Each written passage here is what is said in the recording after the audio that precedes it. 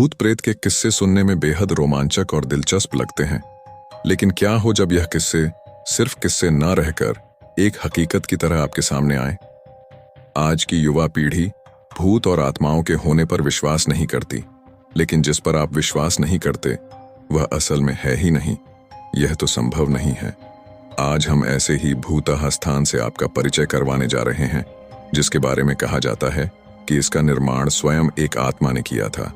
जोधपुर, राजस्थान स्थित बावड़ियों के किस्से स्थानीय लोगों में बहुत मशहूर हैं। यहाँ पानी की कई बावड़ियां हैं, जिनमें से एक के बारे में कहा जाता है कि उसे भूत ने बनवाया था।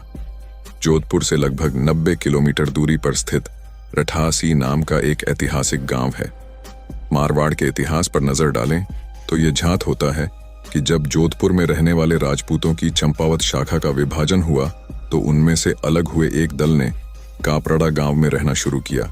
लेकिन इस स्थान पर रहने वाले युवा राजपूत राजकुमारों ने गांव में साधना करने वाले साधु महात्माओं को परेशान करना शुरू कर दिया। उन राजकुमारों से क्रोधित होकर साधुओं ने उन्हें श्राप दे दिया कि उनके आने वाली पीढ़ी इस गांव में नहीं रह पाएगी। साधुओं के श्राप की बात जब राजकुमारों ने अपने घर में बताई तो सभी भयभीत हो गए और उस गांव को छोड़कर चले गए।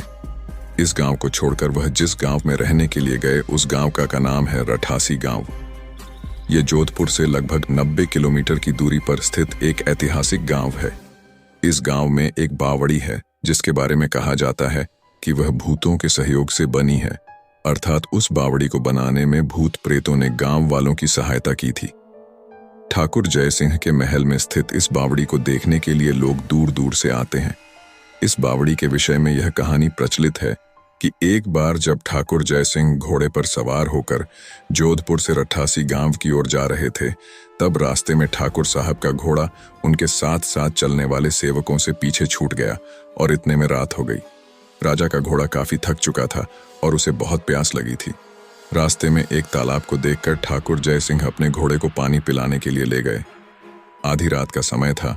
घोड़ा जैसे ही आगे बढ़ा, राजा को एक आकृति दिखाई दी जिसने धीरे धीरे इंसानी शरीर धारण कर लिया। राजा उसे देखकर डर गया। उस प्रेत ने राजा को कहा कि मुझे प्यास लगी है, लेकिन श्राप के कारण मैं इस कुएं का पानी नहीं पी सकता। राजा ने उस प्रेत को पानी पिलाया और राजा की दयालुता देखकर प्रेत ने उसे कहा कि वह जो भी मांगेगा वह उसे पूरी कर देगा। राजा ने प्रेत को कहा कि वह उसके महल में एक बावड़ी का निर्माण करे और उसके राज्य को सुंदर बना दे। भूत ने राजा के आदेश को स्वीकारते हुए कहा कि वो ये कार्य प्रत्यक्ष रूप से नहीं करेगा, लेकिन दिन भर में जितना भी काम होगा वह रात के समय 100 गुना और बढ़ जाएगा। उस प्रेत ने राजा को यह राज्य किसी को ना बताने के लिए कहा।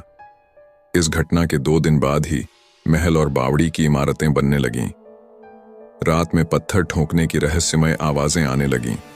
दिन प्रतिदिन निर्माण काम तेज गति से बढ़ने लगा, लेकिन रानी के जिद करने पर राजा ने यह राज रानी को बता दिया कि आखिर निर्माण इतनी जल्दी कैसे पूरा होता जा रहा है।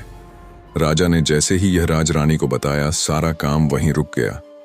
बावड़ी भी ज्यों की त्यों ही रह गई। इस घटना के बाद किसी ने भी उस बावड़ी को बनाने की कोशिश नहीं की।